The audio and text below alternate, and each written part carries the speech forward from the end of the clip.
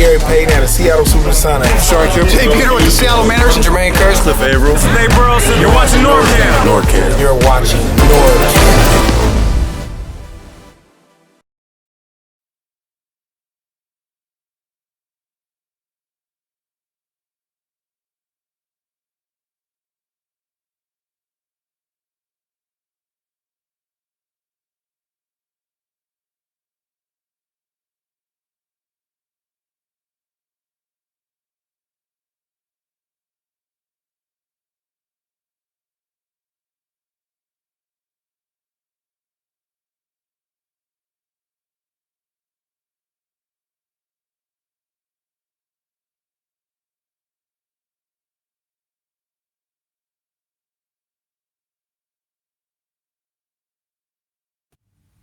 Let's try that again.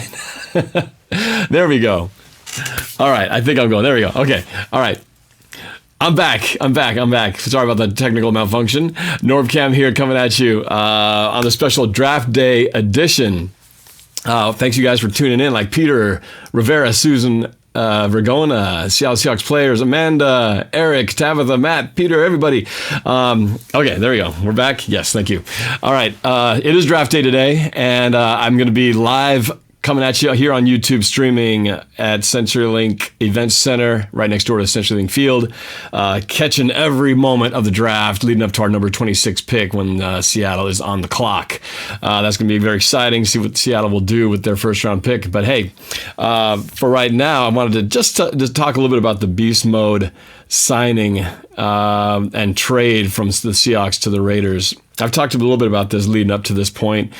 And I guess now that it's official, my thoughts on it are that, one, I wasn't surprised because I thought that really Marshawn Lynch had all the leverage really to get this done. It was really just a matter of would the Raiders work out a deal on how much they were going to pay him. And the fact that Seattle worked it out with the Raiders doesn't come as a surprise to me either, because both GMs, John Schneider and the Raiders GM, those guys are kind of buddies. They shared an office together. So I kind of figured it was going to work out eventually. And, you know, the way that whole deal went down, like I said, it really came down to what was going to be the compensation for the Raiders to have him there. And it makes a lot of sense for the Raiders to be motivated to get someone like Marshawn Lynch because, one, he's an Oakland guy, obviously, hometown, grew up in Oakland, always was, a hometown guy, and probably if he could have had his way, he would have played for them right off the bat, but, ended up going to the Bills and then eventually to the Seahawks. But so this is really a chance, I think, honestly, for him to live out his dream to play for the Raiders. And obviously with them moving to Las Vegas in a couple of years, this is really the best and only time he will probably do it. And I don't see him playing any past the next 2 years because I don't think he would want to be in Vegas because that's not even the whole point of him being a Raider. It's about being in Oakland where his roots are. So on the positive side, I see it as a good thing for him being in getting this worked out. And really, I think for the league, it's a good thing because I don't think any of us wanted to see Beast Mode retire when he did. I certainly would never get tired of watching him run, assuming he can be anything close to what he was before he started having the injuries in that final season with the Seahawks. So I think we all want to see him bust out some Beastquake runs, some runs where he's running, carrying guys 5-10 yards down the field after contact. We all, he's what made our franchise what it is today in terms of a run first, power, bruise them and beat them up kind of team. He set that tone because we weren't known for that during all the Holmgren eras. We were always known as a finesse passing team, and having Beast Mode kind of transformed all that. So, it's lots of fond memories, of course, looking back with our time that we had Beast Mode on the Seahawks. But watching him go back to his roots with the Raiders. Again, I'm happy for him in that regard, but I do have some thoughts now that we see that this is really official. The first thing, let's talk a little bit about the compensation. So his deal is actually not that different from the Eddie Lacy deal that we got signing him here. According to the terms, it's a 2-year deal that pays him a $3 million base salary and $8.5 million total if the contract plays out for both years, and he can make an extra $2 million if he gains over 1,000 yards. So that is very similar to the Lacy deal, because Lacy, I think his base deal is only 1 year, not 2. Of course, in the NFL, a contract is really kind of a year by year anyway, because they can terminate the contract at any point in time.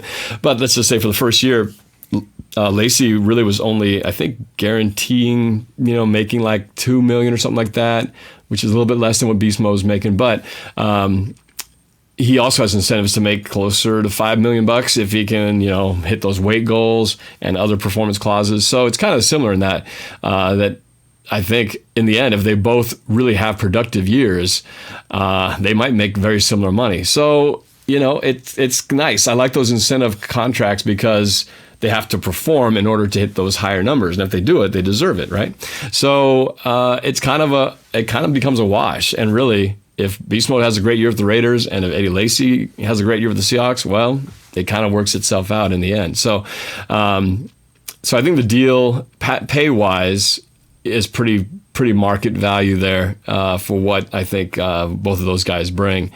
And now that Adrian Peterson's going to the Saints, which is all these running backs playing for other teams is going to be weird to kind of get used to for the next year or two, but that's what's going to have to be. But they're all kind of contracts are all kind of in a similar ballpark.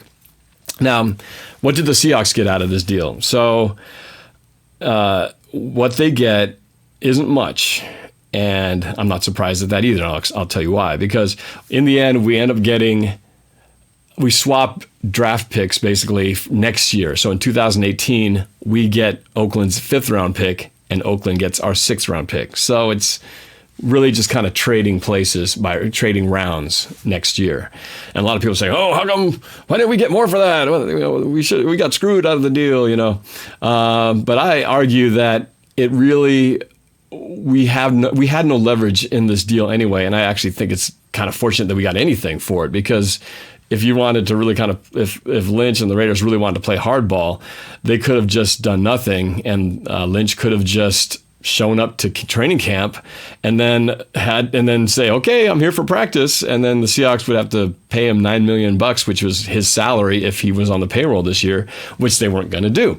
So the Seahawks were going to have to let him go anyway. So if they had done it at that point, they would have just released him and they would have got nothing for it, and then the Raiders could just pick him up after he's released. So by doing it this way, at least we get something out of the deal. And again, because I think the fact that the Raiders and the Seahawks GMs kind of know each other, want to make this thing kind of amicable, not messy, and not have to wait to the end and get this thing kind of drawn out into this month-long deal, it made sense just to kind of have something on paper so it looks like Seattle gets something out of it. And I think that's kind of what happened. So the Seahawks really did okay, considering that he was retired anyway. It wasn't like, and there was no scenario where he wasn't going to play for us. So the only thing I think that Lynch came out ahead, well, he comes out ahead in 2 ways. The first one is that the Seahawks could have made him pay back his signing bonus, or part of his signing bonus, for that last year he was there, because I think he technically could have been forced to pay back like $2.5 million of that signing bonus when Marshawn Lynch in his final season he could have been forced to give that back, but they let him keep it. So he got to keep a couple $1 million in his pocket. And then this happens, and again, he had all the leverage, and of course Seattle's not going to say, "Hey, that $2 million we didn't make you pay, well, we want it back." They're not going to do that. And besides, it's all doesn't affect the cap and all that stuff anyway. So it's kind of, water under the bridge. So in the end, it all kind of works out, and Raiders get a poster boy to try to keep the fan base energized. We get to see Marshawn Lynch run again, and really, it won't affect us in the sense that we don't have to play them except in the preseason, which he probably won't play anyway because he never played in the preseason when he was with us. Why would he play now? But it would make for interesting TV in the 4th game of the preseason. Probably won't happen though. And then what would be awesome, which is what I was hoping for last year, is we see the Seahawks and the Raiders play in the Super Bowl. And then we get to see our defense go against Marshawn Lynch. I mean, to me, that would be worth every dollar, every moment of this transaction happening. If the Seahawks and the Raiders meet at 2017 Super Bowl, that would be awesome. I mean, can you believe that would be like, that would be like the fight of the century. That would just be like, media would have a field day with that one, especially if the Raiders end up on the 1 yard line and against the Seahawks with 30 seconds left. Anyway, so, and the other way that he wins out is, now that he's been officially signed, I understand he's having throwing this block party in Oakland. Of course, where is he throwing this block party? Well, right down there by his Beast Mode store, of course. So this really is a good thing for him in multiple ways. It's going to be good for the league because they're going to sell more jerseys. They're going to have more people energized to want to go watch the team, both at the stadium and on TV. Plus, for him and his brand Beast Mode, hey, it's all about the Benjamins, baby, and getting yourself out there and keeping your brand fresh. And this just completely puts him right back on the map big time because he's like the headline news on all the NFL stuff. Practically trumping the draft as of yesterday. So anyway, so that's it. So that's that. So I don't feel any bitterness about the deal, like we got screwed or anything. I will say though, as a final thought, is just that I think once we actually start watching the games play out and we start seeing highlights and stuff, if Beast Mode really does have a great year where he's having a 1,000-yard plus season, I'm going to be a little bit jealous. I'm going to be a little bit bummed because that's our guy who we've watched tear it up all these years, and to see someone else doing it in another uniform, to see him doing it in another uniform is going to be fun to watch, but it's going to be a little hard. It'll be less hard if Eddie Lacy and the rest of our running backs are turning it up. I won't feel so bad. I'll be happy with what we're doing. But if we're having another sucky rushing year and I see Beast Mode turning up for 1,500 yards for the Raiders, yeah, I may feel a little different than I do right now. But as of now, I'm hoping for the best. That's a win-win situation. And like I said, if both the Seahawks and the Raiders end up in the Super Bowl, bam! Perfect scenario. Of course, with Seattle winning. So that is it about the Raiders and the Marshawn Lynch situation. So it'll just be now the countdown to seeing what he does as the season moves along. And, there's no guarantee that he's going to be healthy this whole season. Who's to say he won't even decide not to play? He can always change his mind. You know how Beast Mode is. So we'll have to see once he actually gets in there and plays that first play in the regular season. That's when we'll know this is for real. But as for now, contractually speaking, it is for real. So more fun stuff to look forward to. Anyway, I'm going to keep this one short because we got the draft coming up. Going to be heading down to CenturyLink Event Center right next to CenturyLink Field. Just hours from now, going live at 5, and I'll be documenting the draft, seeing who's all there, hanging out with friends and chatting it up with people, and just kind of seeing how this 2017 season shapes up, especially for your Seattle Seahawks at pick number 26. So please tune in when I go live at 5 o'clock, 8 o'clock Eastern time, and we'll just kind of show you the happenings and what's going on there. Down at CenturyLink Event Center. It's going to be a big, fun day. Draft always is. Shaping of your team to come. See what Seattle does and see what surprises we have. Real quick, any questions here? Island Girl, I'm going to look for you. Oh, you're going to be down there? I'll look for you too. Seahawks ain't the same. Well, the Seahawks... No team is ever the same. It's a constantly evolving thing, and players move on, players get injured, players get old, but it's how you reload the chamber and, rebuild through the draft and get that new talent in there, and hopefully you pick another guy who becomes that next Richard Sherman or KJ Wright or Bobby Wagner, who you can get, who's kind of a surprise pick. So, I'll have to see. Tabitha Sanderson, are you going to do another prediction song video? Yes, absolutely. One of my favorite things I do all year. Coming up a little closer to the start of the season. Need some time to work on it. Need to see how the draft plays out as well. But yes, I definitely will be doing that. I will probably do a free agency song as well coming up here soon before I do the season prediction song. But yes, I'm looking forward to doing that for sure. What else we got here? The questions. They so in. I think Rawls will have an outstanding year if he is not injured. Well, that last phrase you just said there is if he is not injured. That applies pretty much to everyone in our backfield. CJ Prosise, if he's not injured. Thomas Rawls, if he's not injured. Russell Wilson, if he's not injured. The injuries were brutal last year, so we need to have at least one or two of those guys be healthy. Preferably all three, so we can have, a 3 or 4 person rotation if necessary. Someone's going to get hurt and dinged up at some point, but if you have Eddie Lacy, CJ Prosise, and Thomas Rawls, not to mention Alex Collins, who is not a too shabby of a back himself, and then Troy Maine Pope, these guys were all good at one moment or another, just could not stay in the field together at the same time. So, yeah, health is a huge thing. But the nice thing is we do have depth. I wouldn't be surprised to see the Seahawks pick up another running back in the draft, because it's a great draft from running backs and corners. So I expect to get a cornerback here early on and a running back not too far along as well. Yes, we have offensive line things we have to deal with, need to address, but it's not a great offensive line draft from everything I'm hearing. So most of the really good ones will probably be gone by the time we pick. But we'll see. We'll see how it goes. What else? Zane Ridgeway, can't wait for the season to start. You're telling me, man. It's too long. Too long. Emerald 04, longtime fan. Thank you very much. I appreciate you watching.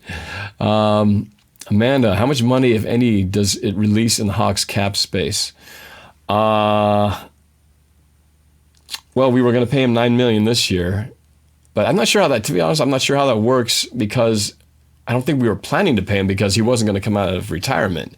It's just the fact that he came back reactivates that contract. So it's not really, I don't think it's really saving any money. It would have been just that if he played, we would have had to shell out that money, which we wouldn't have had. So I don't think it saves anything. It just prevents us from spending it, because if he had joined the team. So yeah, so it just sort of nullifies itself. Lynch, Keaton Smith Fazler, Lynch 1 year and then retire again. Yeah, I wouldn't be surprised. I guess it depends on how the year goes. If he has a great year, great as in, I think if he can make even close to 1,000 yards, to me, I think that's a pretty successful season. If he gets hurt and he's out for half the season, or only ends up making, playing and getting like 400 or 500 yards, I don't know. That probably is much there, and maybe it'll be a sign that really it is time for him to retire. But I hope he does well. I really do. What else here? A lot of good comments here about support for Beast Mode, going to the Raiders. Zane, love the white jersey. I'm working my way back. Thank you. This is brand new. Actually, I just got this. I had the blue one for a long time. Finally got my NorbCam white going on. So exciting to be sharing that, wearing it out in public today. It's going to be great. Next one I'll probably get would be a gray one. I'm not so fond of the greens, and I think they're getting away from the greens on the Thursday night games. I think they're changing that scheme up now to where we won't. I don't know if we'll see the green the same way we have. Anyway, let's see what else. Let's go down. I'm going to scroll down to the bottom here. A couple more before I sign off. Got to get some work done before heading off to CenturyLink. Peter Rivera says, I feel bitterness because he did Seahawks fans dirty the way he retired, just left a sour taste in my mouth about him. Well, I can understand that. Yeah, he had 2 years left on his contract, and yeah, nobody really saw it coming. However, considering the season he had with the injuries, the abdominal surgery, and the way it kind of just sort of petered out at the end of the year, especially when he did come back, we had that terrible game against Carolina Panthers where he never even got a chance to really rush the ball because we got so far behind. Never felt like he had his moment to sort of that final moment where you kind of cheer him and celebrate him. We never had the goodbye moment. I think that's the only regret or disappointment we had, is that there was never that final salute and say goodbye to Beast Mode when he was still in a Seahawks uniform because of the way it ended as a loss in the playoffs to the Panthers. But so I don't know if I feel bitter so much as, just unfortunate that it went that way. And who knows what's early in his head? Maybe he retired knowing that he was sick of tired of playing with the Seahawks. Maybe he was bitter about the Super Bowl, the way that ended, and decided to cut it early, knowing that maybe he was going to come back because he wanted to join the Raiders. Who knows? If you're a conspiracy theorist, you could probably come up with some kind of plan that he planned this out like 2 years ago and had it all dialed up. This is how it's going to work. I can play for Oakland and get my money too. But who knows? Maybe it just sort of went that way, and he just kind of went the way the wind went, So I'm going to look at the bright side like I usually do and say it wasn't a pre-calculated thing, and that it just sort of happened with one thing leading to another, and, that he thought he was done playing, but then had that itch. And I'm thinking that Oakland move to Las Vegas, when that became official, probably helped spur that on. The fact that he's seeing his beloved Oakland Raiders leaving town, and they got 2 years left. Maybe he just saw that as, hey, I've probably got 2 years left in my tank. Maybe I can make the most of it and give the fans something, and give something for himself. I like to look at it that way. That sounds a lot better, doesn't it? It sounds like a lot better storyline than the other one where he left under questionable motives. So that's my thought anyway. Player amplifier. Why do you think the NFL is real? I don't know if I should even answer and give credence to this question by answering this question, but I've seen a lot of people who have said the NFL's fake, it's rigged, and all this kind of stuff. And no way. There might be powers that be that try to nudge it one way or the other, but the players who are out there trying to win games, from everything I've digested, from hearing sound on the field, to hearing them talk in interviews, to hearing players after they've retired, to players who didn't pan out, and knowing people who've played football all their lives, and people like that who had to have played their whole life to basically get into the NFL, there's no way, at least from the player standpoint, that they don't put every ounce of their soul into trying to win and play their best. This game, it's more than just a game for these guys, and it's not like they're not shaving points here to try to cheat this thing one way or the other. Like I said, the powers that be, maybe that's a different story. Maybe when the owners and Goodell get together, they're looking at this whole big picture. How do we get these guys to be over here and knock this guy down here? They can do stuff like that by altering the schedule, changing up little things here and there that could give one team a slight edge. But, it's the game they play. What else we got here? A lot of conversation, a lot of interesting chitty chats going on here.